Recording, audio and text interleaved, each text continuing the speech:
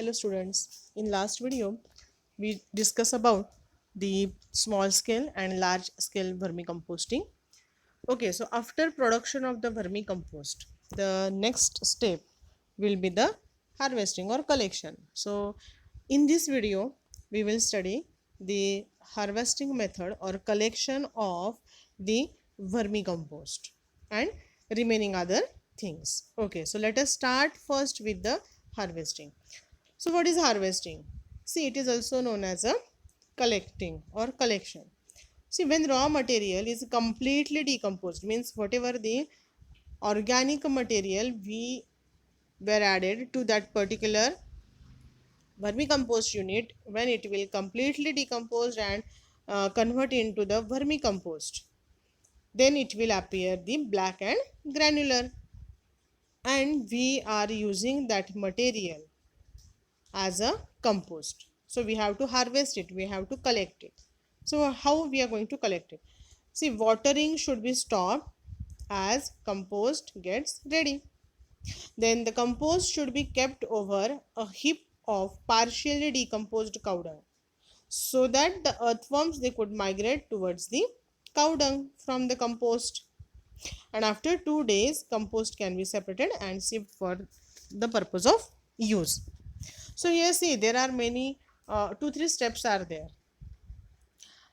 मग पहिल्यांदा ज्या वेळेला आपलं हे खत आपल्याला मिळतं, तयार होऊन रेडी आहे, आपल्याला असं कळलं की आपण पहिली गोष्ट करायची की आपण पाणी ॲड करणं, जे आपण डेली करत होतो मॉइश्चर कंटेंटसाठी, ते आपण स्टॉप करणार आहे.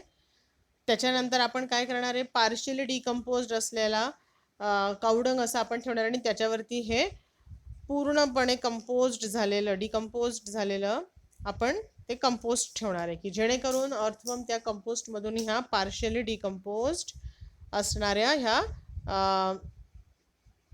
शेणखताकडे जातील. आणि 2 दिवसानंतर आपण मग जे पण काही कंपोस्ट तयार केलेलं आहे, वरचं उरलेलं जे मटेरियल आहे ते आपण चाळून घेणार आहे, की ज्याचा आपण नंतर यूज करणार आहोत एक कंपोस्ट म्हणून. Okay, so these are the certain steps which involve here in the harvesting. Here we are just taking a review of that. मग एक व्हर्मी कंपोस्टिंगची सायकल कशी असते तर ते आपण इथे बघणार आहोत. So here see, if you are able to observe, this is the first step. So this is the first step. Here we are, this is the second step, third step, fourth step, fifth step, आणि ही sixth आहे, ही fifth आहे. Okay, आणि ही last step आहे, sixth ही इथे आहे. Okay, so here now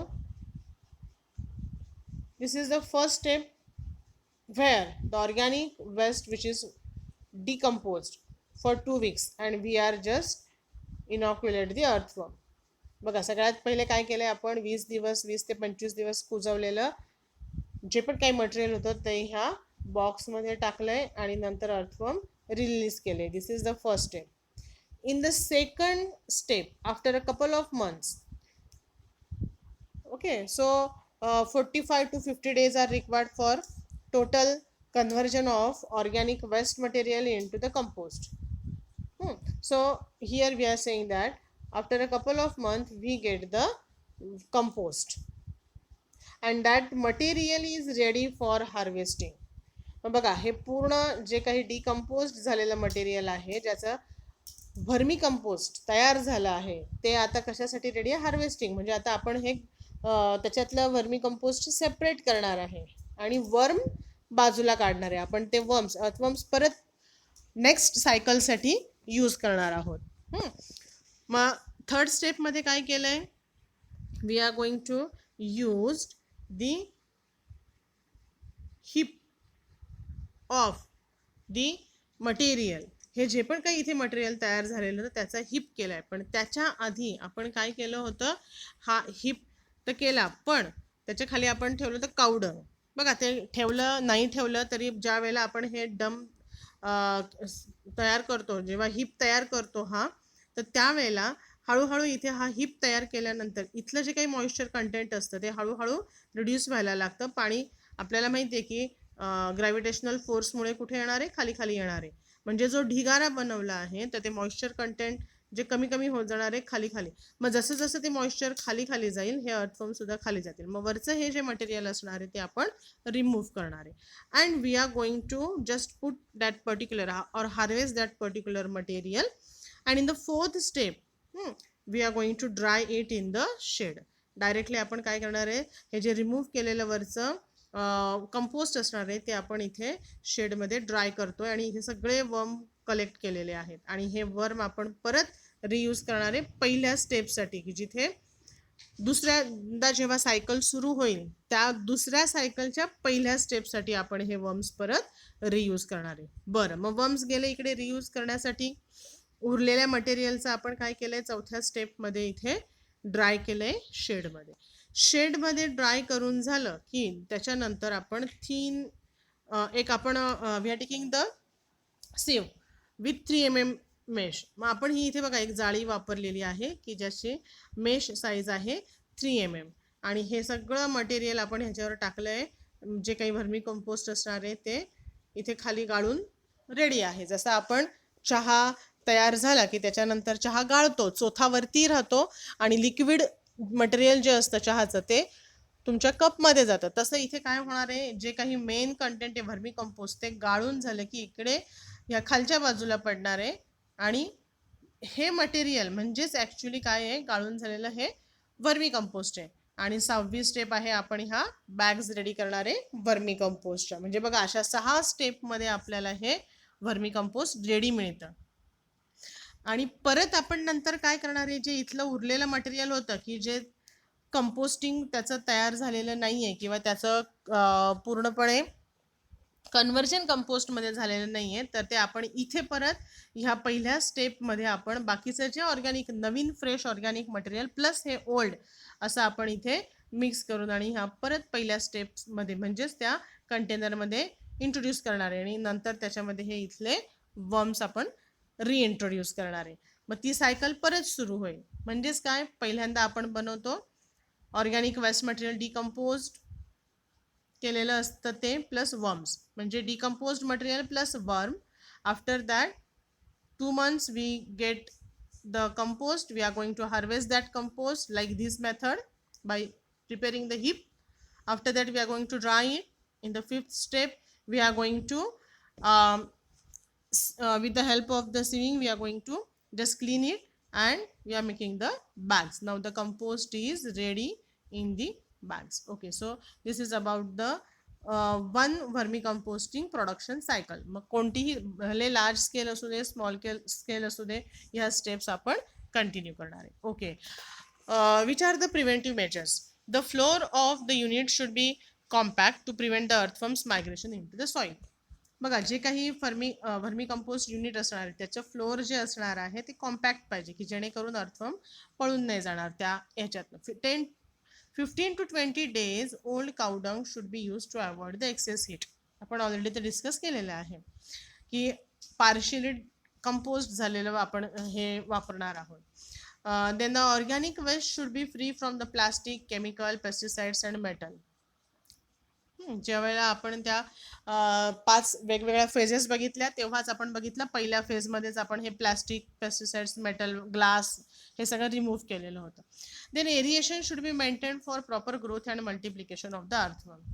okay, and for that purpose we are going to rotate that particular material after 30 days. 30 दिवसांनी आपण ते रोटेट केलं होतं. कशासाठी, तर एरिएशनसाठी.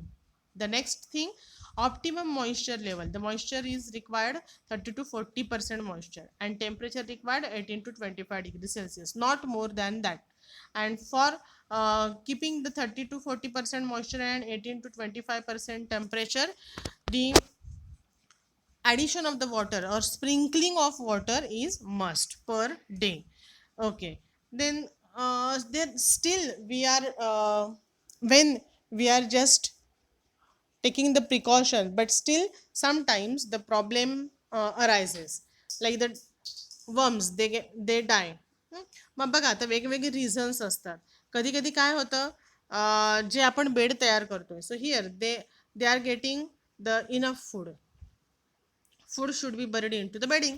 मग आता त्यांना जर प्रॉपर फूड मिळालं नाही, का बरं मिळणार नाही, तर ते फूड जे असेल ते आपण जे काही बेड तयार केले त्याच्या खालीच हे केलं आणि आपण तर अर्थवर्म वरच्या सरफेसला रिलीज केलेले होते आणि ते सरफेस ड्वेलर आहे म्हणून आपण काय करायचे मिक्स करायचे प्रॉपर ते आणि मग ते पार्शियली डिकम्पोज झालेलं मटेरियल बेड तयार करताना वरती ठेवलं की ते ॲज अ फूड म्हणून ते अर्थवर्मला रेडी मिळतं म्हणजे ते बरीड होत नाही किंवा खाली बेडमध्ये खाली जात नाही. Okay, so food may be too dry.